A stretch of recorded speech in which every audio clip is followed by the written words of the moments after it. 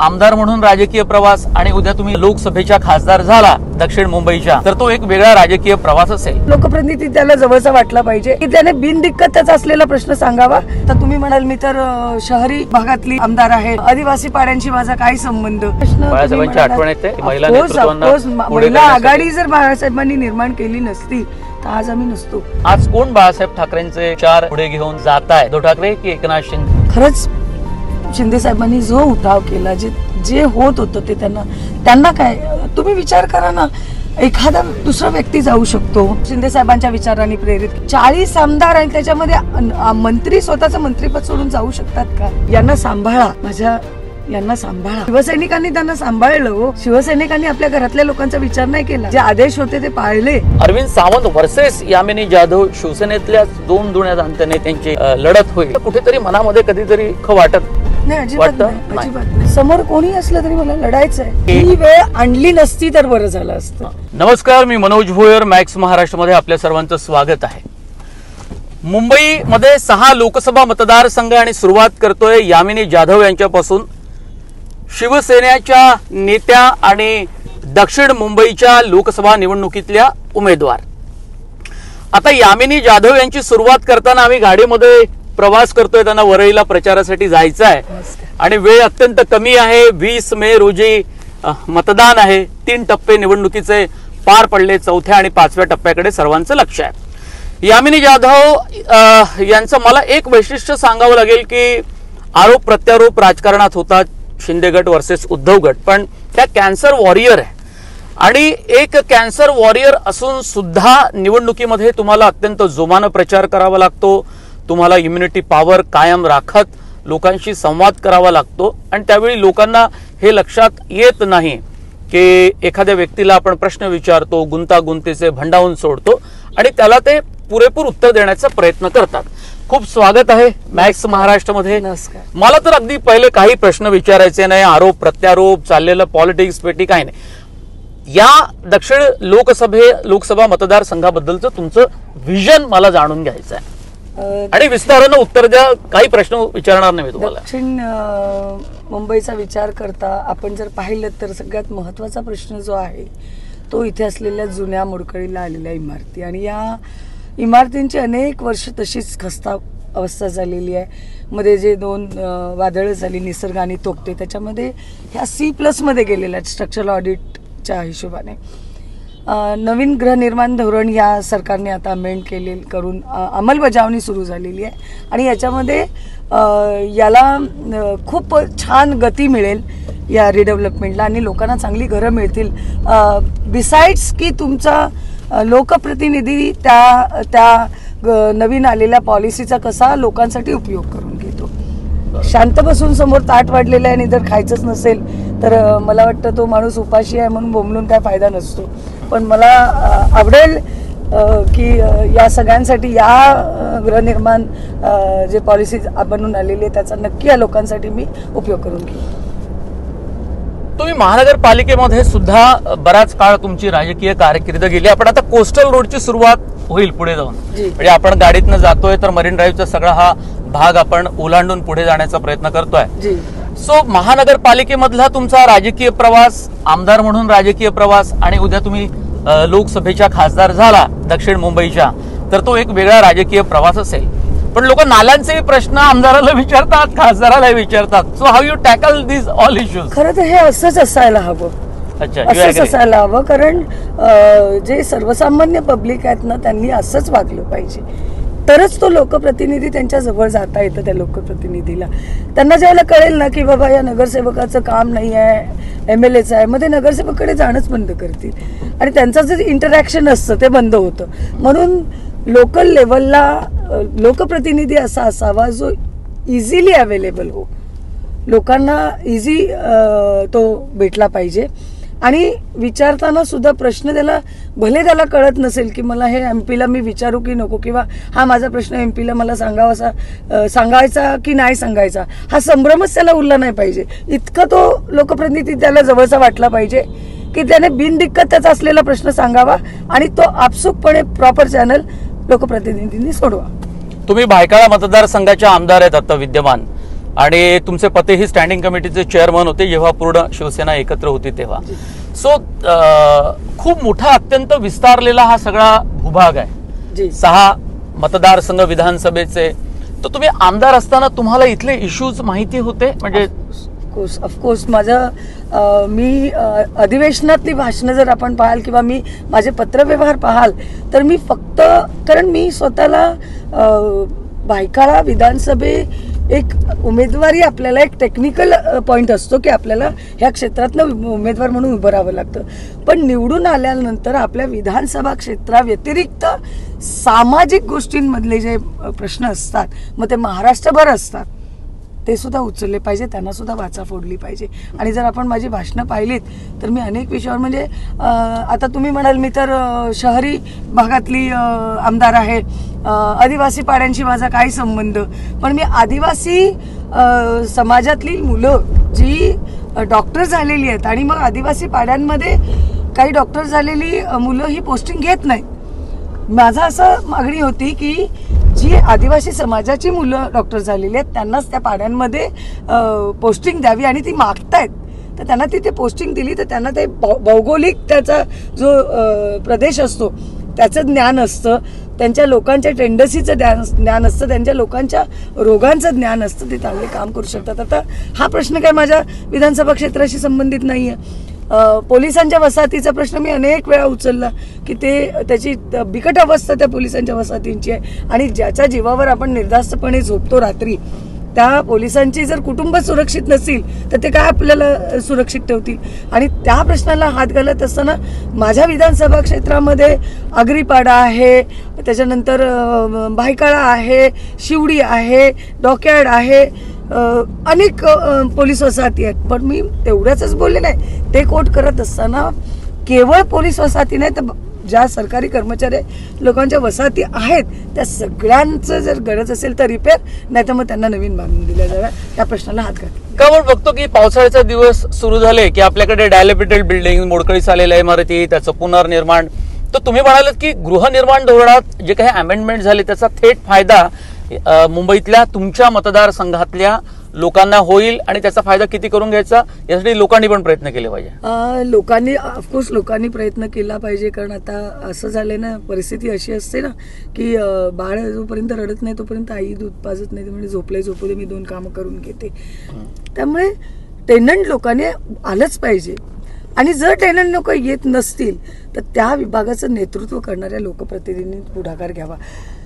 पण इथे प्रश्न हा येतो ना की कधी कधी टेनंट लोकांना नसतं आवडत की लोकप्रतिनिधींनी पुढे येऊन आमच्या विषयामध्ये कशाला डवळाडवळ करू. पण जर टेनंट आपल्याकडे येत असतील तर आपण या विषयाला हात घालून याला चांगलं स्वरूप देऊ शकतो. Good.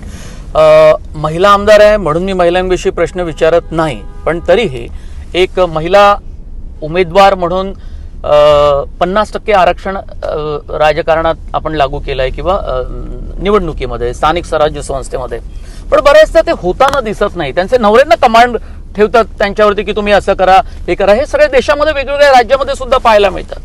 Being a woman candidate of Lok Sabha south Mumbai, तुमचं काय म्हणणं आहे? म्हणजे एखादा दृष्टिकोन असेल तुमच्याबद्दल, असेल इतरांबद्दल, असेल महिला उमेदवारांबद्दल असेल, त्यांचा टक्का किती वाढायला पाहिजे राजकारणातला, या संदर्भातला असेल. तुम्ही मुंबई महानगरपालिकेत जर पाहिलं तर 50% आरक्षण असताना सुद्धा 75% महिला नगरसेविका आहेत.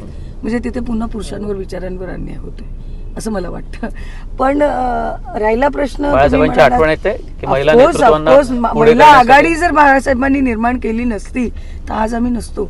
आणि डॉक्टर बाबासाहेब आंबेडकर ज्यांनी जर तरतूदच केली नसती महिला वर्गांसाठी तर आम्ही कुठेच नसतो. हे 2 व्यक्तिमत्व फार महत्वाची आहेत, फार महत्वाचे आहेत. आणि राहिला प्रश्न की इम्पॅक्ट, की एखादी महिला नगरसेविका झाली की तिच्यावर नवऱ्याचा इम्पॅक्ट असतो की नवरा लीड करताना दिसतो, असं प्रत्येक ठिकाणी होतच असं नाही आहे. इनफॅक्ट असा जर कोणाचा अझम्पशन असेल की अरे ही तर काही घरगुती साधी गृहिणी होती आणि आता ही राजकारणात आली, हिला काय कळतंय, अमक्याची बायको म्हणून हिला इथे आणलं गेलंय किंवा ही निवडून आलेली आहे, तर हा ग्रह महिला बदलू शकते. जी निवडून आलेली महिला आहे तिने बदललाच पाहिजे, तिच्या कामाने, तिच्या कर्तृत्वाने. आणि महिलेमध्ये स्पार्क असतो तो तिने जाणणं गरजेचं असतं. बाळासाहेबांची आठवण येते, बाळासाहेबांची शिवसेना, बाळासाहेबांनी महिला नेतृत्वाला दिलेला बढावा, अग्रकाम. मग या नयानं आज कोण बाळासाहेब ठाकरेंचे विचार पुढे घेऊन जातायत?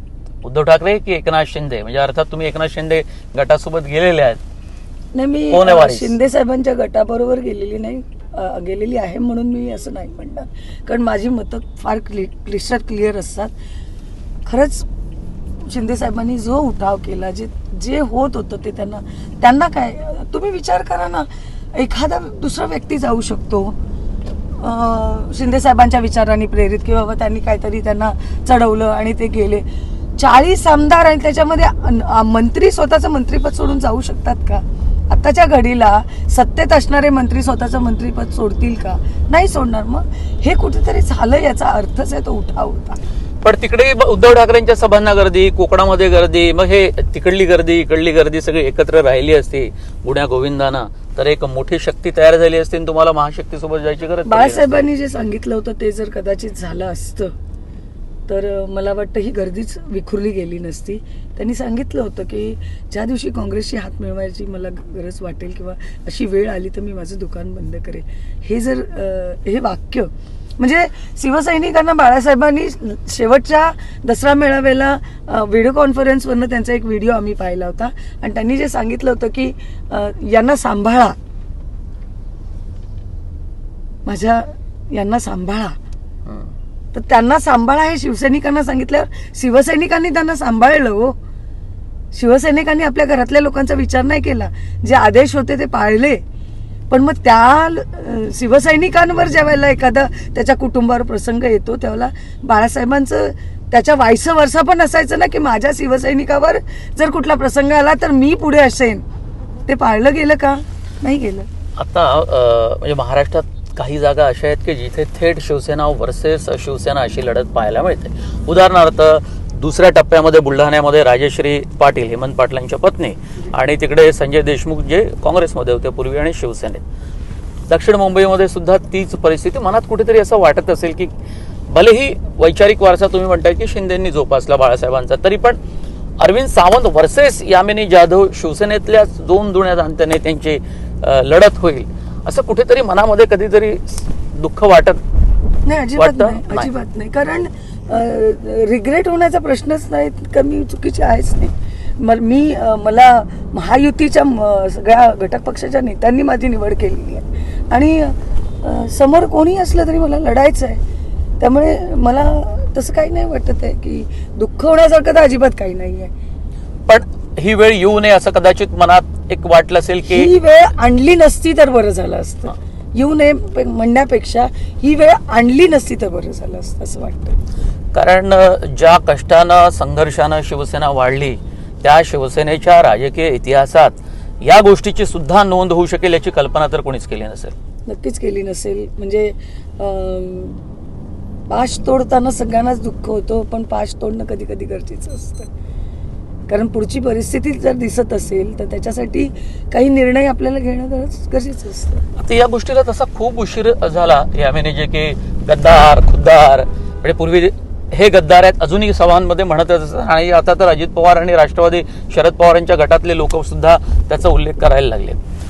ईडीच्या संदर्भातले आरोप प्रत्यारोप तोही एक खूप आता इतिहास झाला. पण पुन्हा एकदा निवडणूक आली की पुन्हा तेच ते प्रश्न विचारले जातात. म्हणून आपण सुरुवात खऱ्या मुद्द्यांपासून केली तरी पण या निवडणुकीमध्ये असे काही आरोप प्रत्यारोप होते, याचा सामना करावा लागतो. नाही, आरोप प्रत्यारोप तर प्रत्येक निवडणुकीत होत असतो. आणि जसं आपण म्हणालात की काही गोष्टीच्या पडद्याआड गेलेल्या असतात त्यांना पुन्हा हायलाईट केलं जातं. हा निवडणुकीचा एक भाग असतो. पण त्या प्रत्येक गोष्टीला आपण सिरियसली घेण्याची काही गरज नाही मला वाटतं. आणि प्रत्येकाला आपण क्लॅरिफिकेशन देण्याची सुद्धा आवश्यकता नसते असं मला वाटतं. बरोबर. आता 10 वर्ष खासदार आहेत अरविंद सावंत आणि एका 10 वर्षाच्या खासदाराला आपण टक्कर देण्यासाठी कुठली पावलं उचलली गेली पाहिजे किंवा त्याला डिफीट करायचं असेल निवडणुकीमध्ये तर तुमचा अजेंडा अर्थातच ठरला असेल. तो काही तुम्ही पूर्ण सांगणार नाही, पण तरीही मनामध्ये एक असतं ना की मी एक 10 वर्षाच्या खासदाराला हरू शकते. सगळ्यात पहिल्यांदा जर आहे ना काय असेल ना तर लोकप्रतिनिधींनी लोकांशी प्रेमाने बोलणं शिकणं गरजेचं आहे. तुमच्या कार्यकर्त्यांना जपणं गरजेचं आहे. गेल्या 10 वर्षात ते झालेलं नाही. आणि मग आपण जर या पद्धतीनं वागलो ना तर आपण अर्धी लढाई जिंकत असतो. बाकी राहिला टेक्निकल पॉईंट, तो आपण आपले PA असतात, आपली कार्यकर्ते मंडळी असतात किंवा आपली इतर टीम असते. MP म्हटलं की टीम असणारच.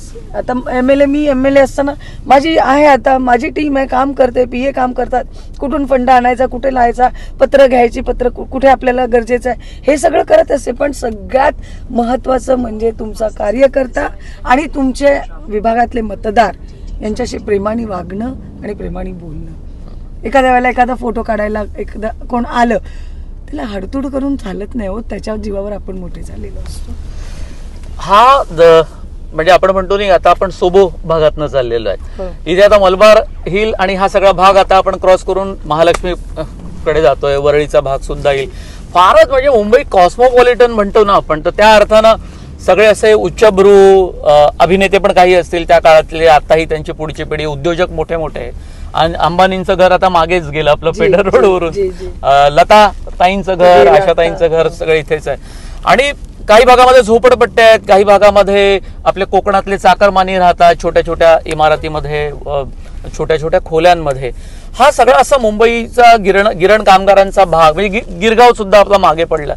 सो या कॉस्मोपॉलिटन या मतदारसंघाबद्दल निश्चितपणे तुमच्या मनात असेल की समाजामध्ये हे सगळं असं दुभंगलेपण आहे किंवा आर्थिक जर आपण परिस्थिती पाहिली तर खूपच विचित्र एका टोकाला आहे, एका टोकाला आहे तर दुसरा वर्ग दुसऱ्या टोकाला आहे.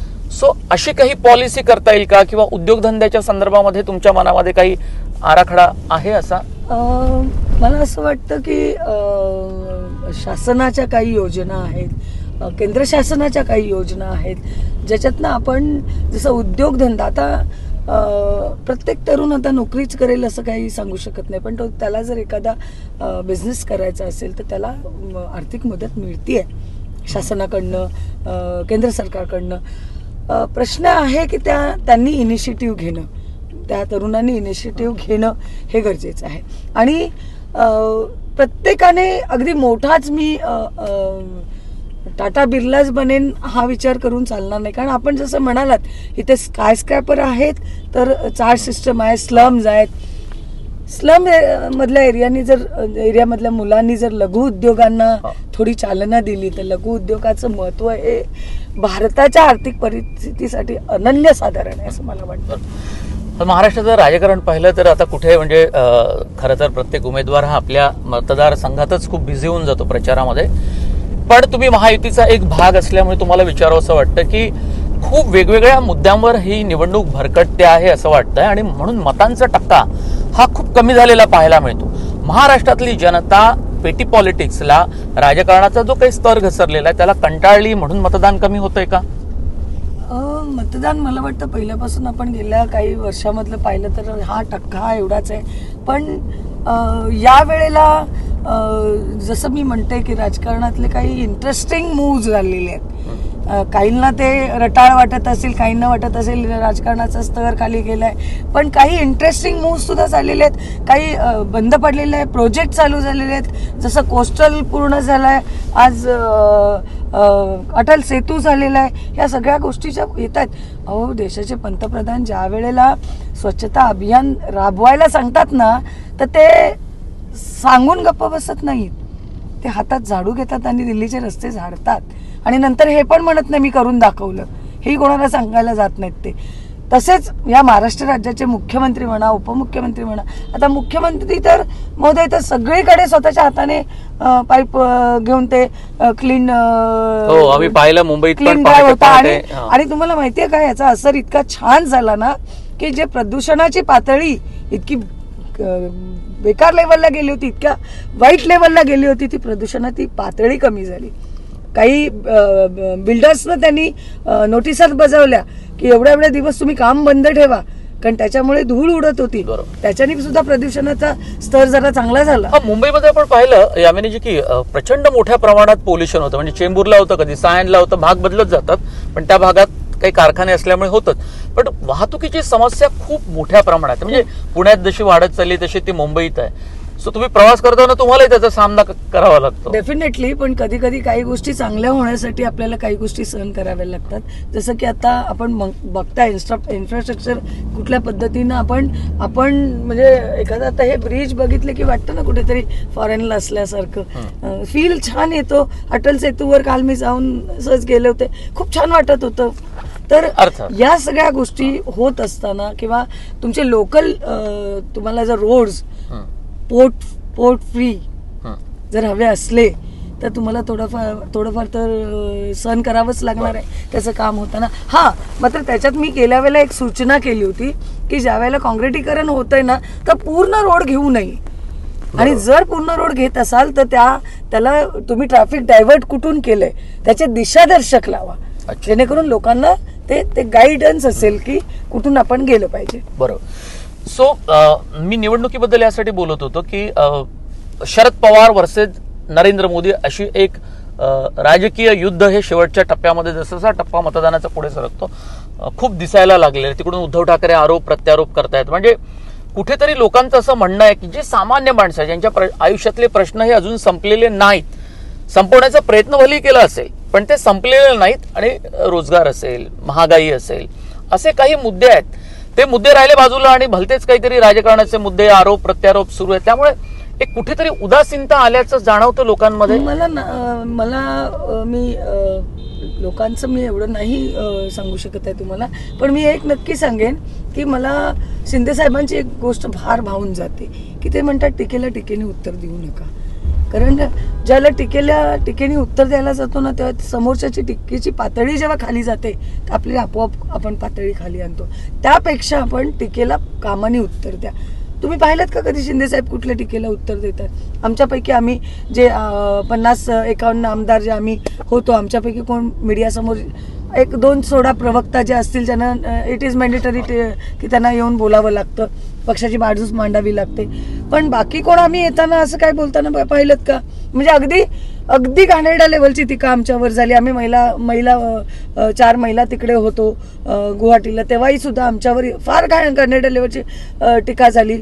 त्यावेळेला कोणी त्यांना रोखलं नाही. आम्हाला वाटलं होतं की नेतृत्व आमचं जे आम्ही ज्यांना नेतृत्व आजपर्यंत समजत होतो त्यांनी किमान तिथे रोकायला पाहिजे होतं की बाबा महिला म्हणून तरी तुम्ही असं बोलू नका, भले त्या कुठे गेलेल्या असतील किंवा त्यांनी हा उठाव केला असेल. पण अशा पद्धतीच्या टीकेला उत्तर देण्यापेक्षा आम्हाला शिंदे साहेबांचे क्लिअर इन्स्ट्रक्शन्स आहेत. काम करा, लोकांमध्ये जा. लोक तुम्हाला कशी मानतील? तुमचं काम दिसल्यावरच मानतील. नक्की तुम्ही टीकेला किती उत्तर देता ते entertainment, that is just entertainment की टीकेला टीकेने उत्तर द्यायचं. ज्या लोकांशी तुम्ही संवाद साधता, हा शेवटचा प्रश्न आहे माझा मुलाखतीतला, तिथे तुम्हाला असा अस्वस्थ वर्ग दिसतो का की जो असे प्रश्न तुमच्याकडे घेऊन येतो जे तुम्ही नगरसेवक असताना पण तेच विचारले जात होते, तेच प्रश्न त्यांना भेडसावत होते, आमदार असताना सुद्धा तेच भेडसावत होते? माझ्याकडे आता मी प्रचाराला जाताना ऑलरेडी माझी जी कामाची पद्धती आहे, माझी लोकांशी वागण्याची पद्धती आहे, बोलण्याची पद्धती आहे, ती लोकांनी इतकी छान ॲक्सेप्ट केलेली आहे ना, त्यामुळे मला कुठली नाराजी कुठेच सापडत नाही आहे. किंबहुना बघा, आपण देव नसतो, जरी आपण लोकप्रतिनिधी असलो तरी देव नसतो. प्रत्येकाचं प्रत्येक काम आपल्याकडनं होईलच असं नसतं. पण त्याच्या मागचे आपले एफर्ट आणि आपण त्यांचं किती शांतपणे आणि प्रेमाने ऐकून घेतलं हे पण मॅटर करतं. अगदी. अबकी बार 400 पार हा नारा सत्यात उतरेल का? आणि महाराष्ट्रामधल्या 45चं जे मिशन महायुतीचं आहे, म्हणजे खरं तर भाजपचं मिशन आहे, पण 45चं जे मिशन आहे ते पूर्ण होईल का? कारण ते कुठेतरी अधांतरी लटकतानाच दिसतं आताच्या या ज्या काही मतदान झाले 3 टप्प्यांमध्ये. 100% अबकी बार 400 पार आणि वारंवार मोदी सरकार. खूप धन्यवाद यामिनीजी. मॅक्स महाराष्ट्राला तुम्ही वेळ दिला, सर्व प्रश्नांची उत्तरं दिली. खूप धन्यवाद. हा व्हिडिओ तुम्हाला, ही मुलाखत कशी वाटली तुम्ही जरूर कमेंट बॉक्समध्ये कळवा. यामिनी जाधव यांच्या हँडलवरती सुद्धा सोशल मीडियावर तुम्ही त्याच्या प्रतिक्रिया देऊ शकता. आणि मॅक्स महाराष्ट्र हे डिजिटल न्यूज चॅनल तुम्ही सबस्क्राईब केलं नसेल तर ते अवश्य करा. खूप धन्यवाद. थँक्यू. किती मिनिटं झाली?